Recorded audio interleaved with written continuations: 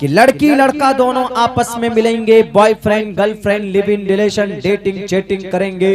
इसीलिए अल्लाह ने कह दिया कि बेटो, समाज के लड़कों, समाज के लड़कियों, वक़र्न फी बुयूतिकुन्ना, घरों में रहो, भड़कीले लिबास पहनकर मत जाओ मार्केट में बाहर के अंदर। क्यों? अधे पश्चिमो परी संतराम पादकौहर माते कौशल पको, तुम मां बनोगी आगे चलकर, समाज का निर्माण होगा तुम्हारे कोख से। तुम खूबसूरत, हमने तुमको बनाया, इस समाज को आगे बढ़ाने में तुम्हारा मिसयूज नहीं होना चाहिए।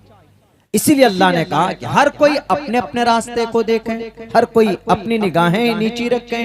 कितना अच्छा निजाम। वक़र कुल लिल मुमिनीन यग़ुज़्ज़ू मिन अबसारिहिम, मर्दों से कह रहा है अल्लाह के पर्दा करो, औरत से कह रहा कुल लिल मुमिनाति यग़ुज़्ज़न मिन अबसारिहिन्ना। क्यों? क्योंकि शुरुआत आंख से ही होती है, आंख से। इन्नल मरअता औरतुन इदा खरजत इस्तशरफहा शैतान, जब औरत मार्केट में या बाहर अकेली जाती है तो पीछे शैतान लग जाता है। हमारे यहाँ जो की हाट है, मार्केट में जाएंगे आप तो 80% औरतें दिखेंगे आपको, 20% सिर्फ मर्द दिखेगा आपको, बाकी 80% औरतें। क्यों? मर्द सारे लोग बाहर बेचारे मेहनत मजदूरी करते, वहां जाते, अब औरत एकदम मार्केट और डेली मार्केट। मैं उन औरतों से भी कहना चाहूंगा कि हफ्ते में एक दिन जाया करो और पर्दे में मलबूस होकर जाया करो, कोई पर्दा नहीं। उन 80 औरतों में से शायद आपको 10 औरत मिल जाए जो बुर्के में हो, बाकी सब वैसे ही है। ये शरीयत की खिलाफ वर्जी करने पर, शरीयत का मजाक उड़ाने पर इतने खतरनाक जराइम सामने पेश आते हैं। आपका पता है शौहर, आपके भाई और आपका गार्जियन कितनी मेहनत मशक्कत करके बाहर जाता है रोजी रोटी कमाने के लिए। ट्रेनों में जनरल डब्बे में बैठकर सीट नहीं मिलती है, सिर्फ आपके पेट को पालने के लिए समाज के बहू बेटियों वो जाता है बेचारा, एक साल तक कुर्बानी देता है। वरना पूछो अपने मासूम बच्चों को छोड़कर जाने का किसी का मन नहीं करता, लेकिन फिर भी यहाँ रोजी रोटी नहीं है हमारे सीमांचल में, हमारे इलाके में, और अपने जान को हथेली पर रखकर ट्रेन में सवार होता और जाता है।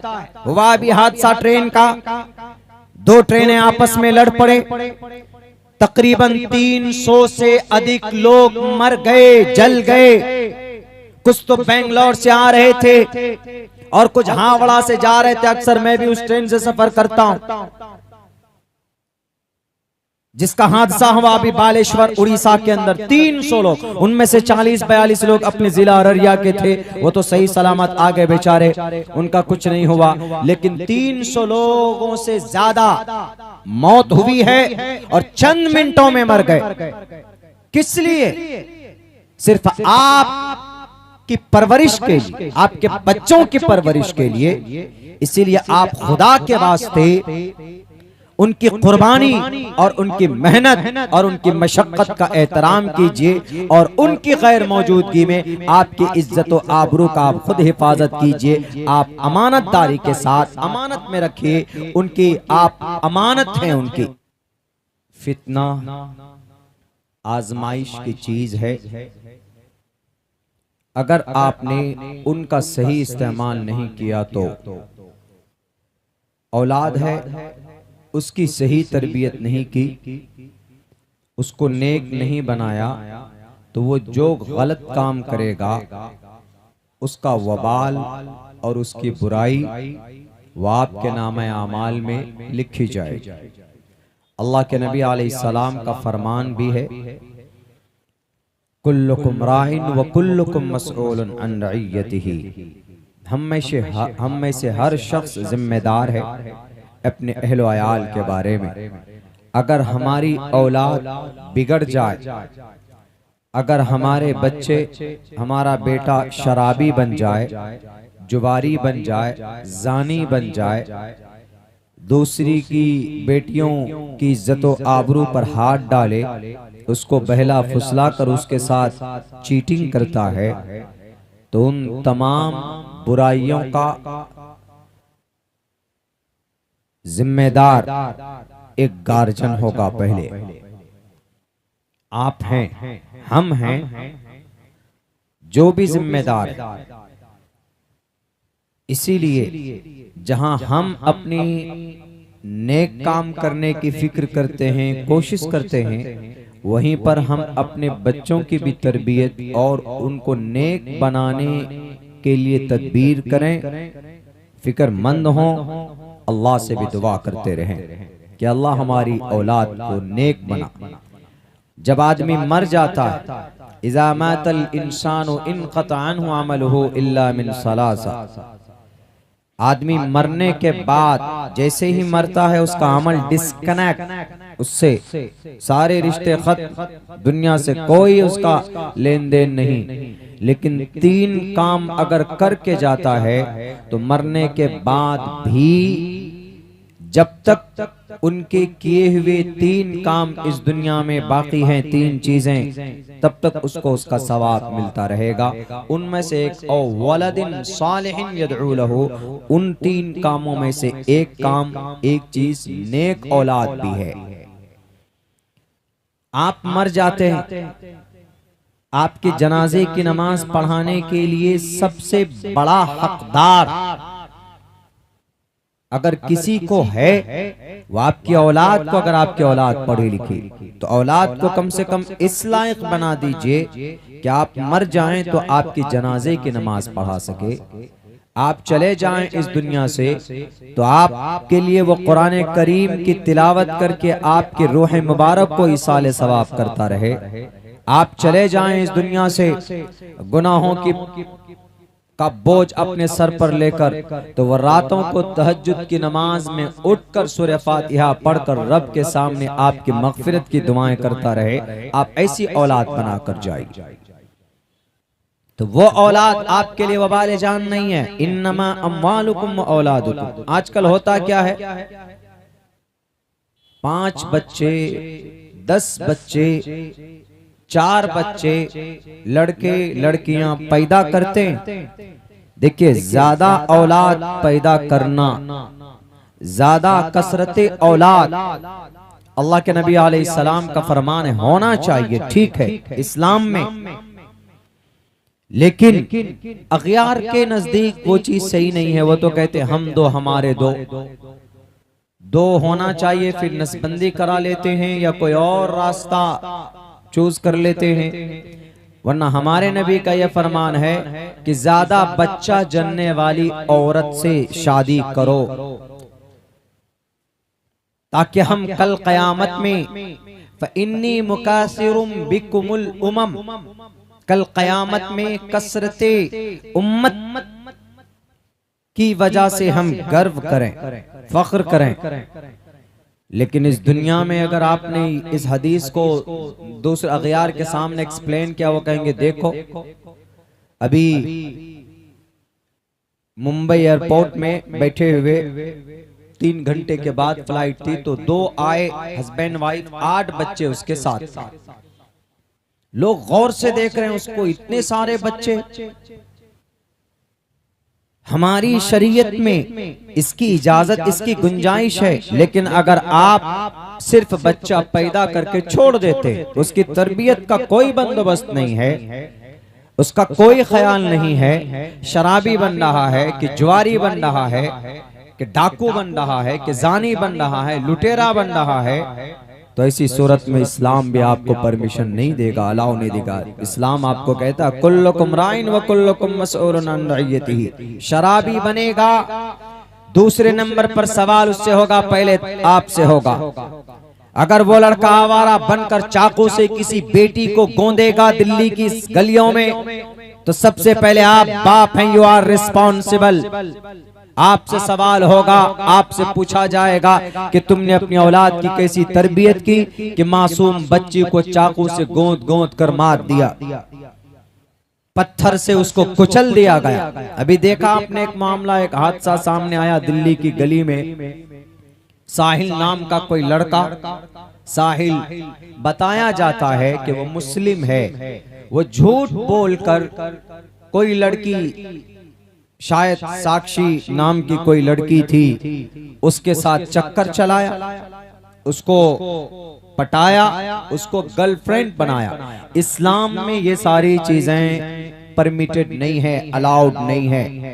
आप किसी लड़की से कुर्बत बढ़ाएं और उससे रिलेशन बनाएं, कहाँ जाता है?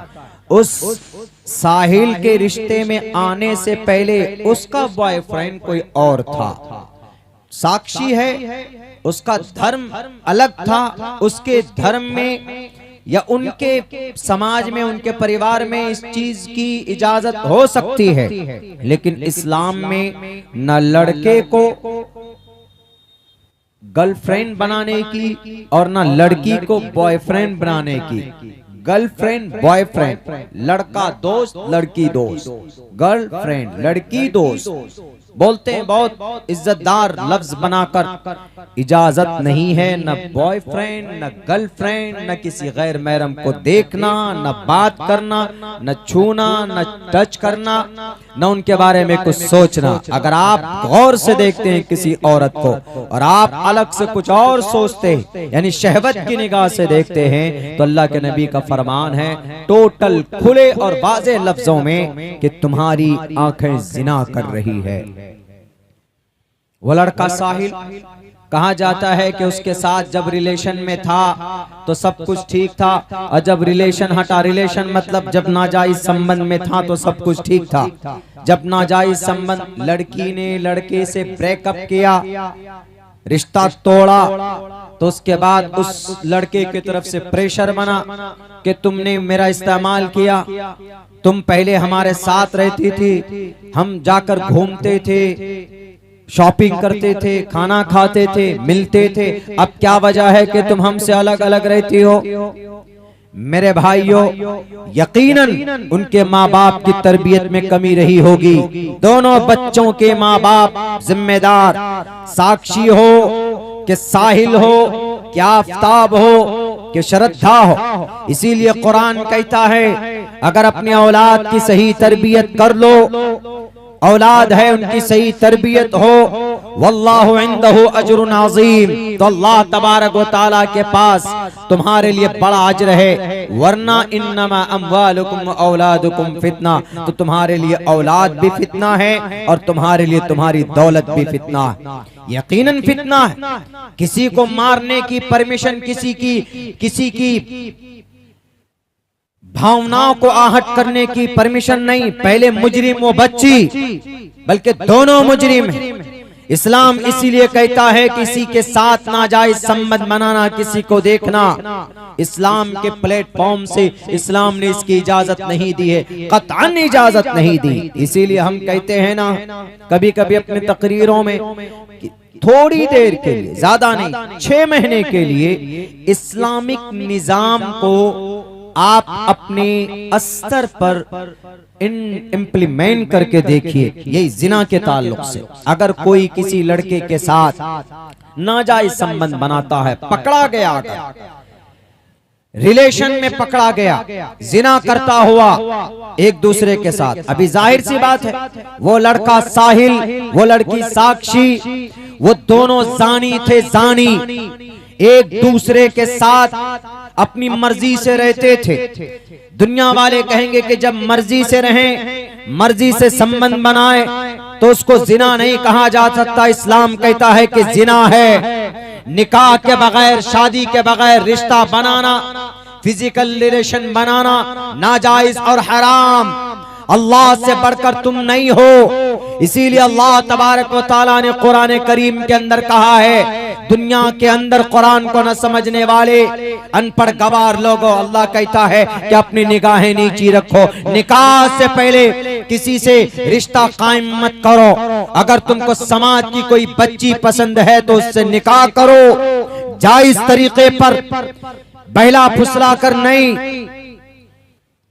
इसीलिए कुरान कहता है कि अगर कोई जिना करने वाला नौजवान यंग पकड़ा जाता है, कुंवारा पकड़ा जाता है, तो 100 कोड़े उसके सर से लेकर पैर तक बरसाओ। और यूं ही घर में नहीं, बरसरेआम लोगों के बीच में, मजमे में, ताकि पूरी दुनिया देखे कि इसने फिजिकल रिलेशन बनाया है, इसने इस बच्ची की इज्जत लूटी है, निकाह के बगैर इसके साथ रिश्ता बनाया है, लिव इन रिलेशन नाम दिया है, लिव इन रिलेशन नाम दिया है, डेटिंग नाम दिया है, चैटिंग नाम दिया है, पकड़ो और मारो, 100 कोड़े बरसाए जाएंगे।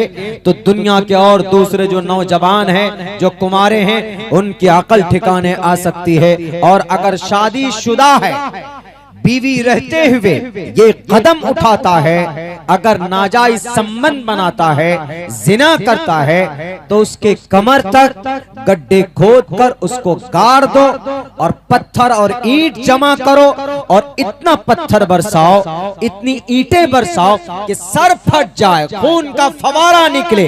अगर ऐसा होगा लोग देखेंगे।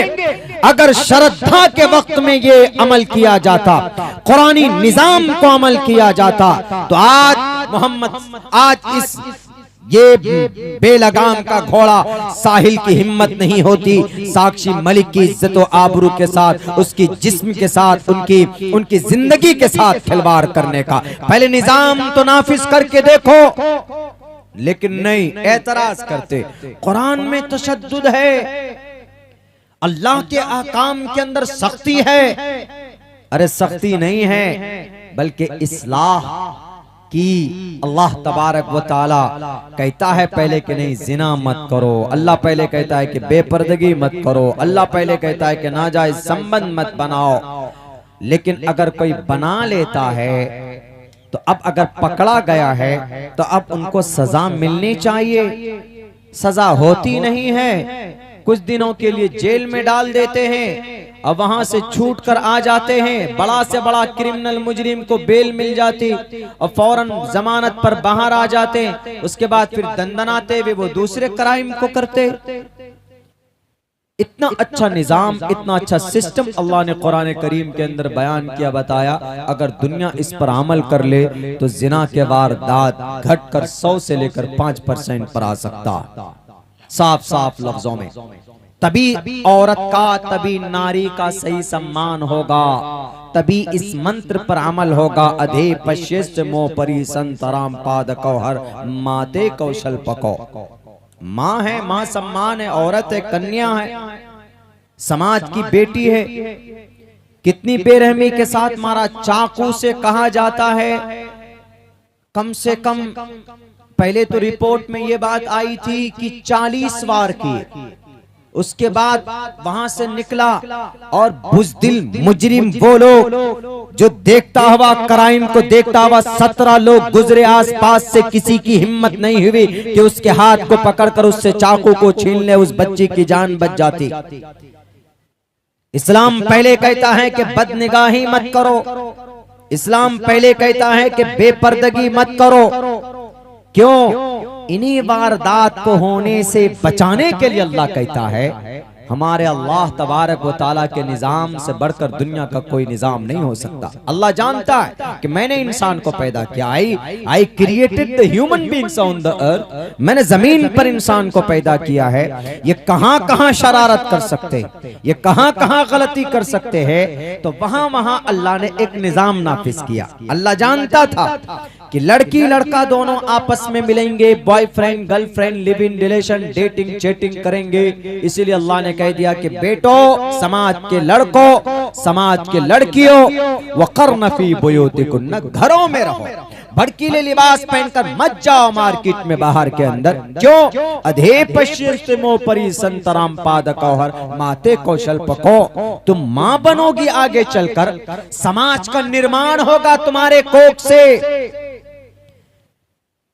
तुम खूबसूरत, हमने तुमको बनाया। इस समाज को आगे बढ़ाने में तुम्हारा मिसयूज नहीं होना चाहिए। इसीलिए अल्लाह ने कहा कि हर कोई अपने अपने रास्ते को देखे, हर कोई अपनी निगाहें नीची रखें। कितना अच्छा निजाम। वक़र कुल लिल मुमिनीन यग़ुज़्ज़ू मिन अबसारिहिम मर्दों से कह रहा है अल्लाह के पर्दा करो, औरत से कह रहा कुल्लिल मुमिनाति यग़ज़ुज़्न मिन अब्सारिहिन्ना। क्यों? क्योंकि शुरुआत आंख से ही होती है, आंख से। इन्नल मरअत औरतुन इदा खरजत इस्तशरफहा शैतान। जब औरत मार्केट में या बाहर अकेली जाती है तो पीछे शैतान लग जाता है। हमारे यहाँ जो की हाट है, मार्केट में जाएंगे आप तो 80% औरतें दिखेंगे आपको, 20% सिर्फ मर्द दिखेगा आपको, बाकी 80% औरतें। क्यों? मर्द सारे लोग बाहर बेचारे मेहनत मजदूरी करते, वहां जाते अब औरतें एकदम मार्केट, और डेली मार्केट। मैं उन औरतों से भी कहना चाहूंगा कि हफ्ते में एक दिन जाया करो और पर्दे में मलबूस होकर जाया करो। कोई पर्दा नहीं। उन 80 औरतों में से शायद आपको 10 औरत मिल जाए जो बुर्के में हो, बाकी सब वैसे ही है। ये शरीयत की खिलाफ वर्जी करने पर, शरीयत का मजाक उड़ाने पर इतने खतरनाक जराइम सामने पेश आते हैं। आपका पता है शौहर, आपके भाई और आपका गार्जियन कितनी मेहनत मशक्कत करके बाहर जाता है रोजी रोटी कमाने के लिए। ट्रेनों में जनरल डब्बे में बैठकर सीट नहीं मिलती है, सिर्फ आपके पेट को पालने के लिए समाज के बहू बेटियों वो जाता है बेचारा, एक साल तक कुर्बानी देता है। वरना पूछो अपने मासूम बच्चों को छोड़कर जाने का किसी का मन नहीं करता, लेकिन फिर भी यहाँ रोजी रोटी नहीं है हमारे सीमांचल में, हमारे इलाके में, और अपने जान को हथेली पर रखकर ट्रेन में सवार होता और जाता है। हुआ भी हादसा ट्रेन का, 2 ट्रेनें आपस में लड़ पड़े, तकरीबन 300 से अधिक लोग मर गए, जल गए। कुछ तो बेंगलोर से आ रहे थे और कुछ हावड़ा से जा रहे थे। अक्सर मैं भी उस ट्रेन से सफर करता हूं जिसका हादसा हुआ अभी बालेश्वर उड़ीसा के अंदर। 300 लोग, उनमें से 40-42 लोग अपने जिला अररिया के थे, वो तो सही सलामत आ गए बेचारे, उनका कुछ नहीं हुआ। लेकिन 300 लोगों से ज्यादा मौत हुई है और चंद मिनटों में मर गए। किस लिए? सिर्फ आप की परवरिश के लिए, आपके बच्चों की परवरिश के लिए। इसीलिए आप खुदा के वास्ते उनकी कुर्बानी और उनकी मेहनत और उनकी मशक्कत का एहतराम कीजिए, और उनकी गैर मौजूदगी में आपकी इज्जत और आबरू का आप खुद हिफाजत कीजिए। आप अमानतदारी के साथ अमानत में रखिए, उनकी आप अमानत हैं।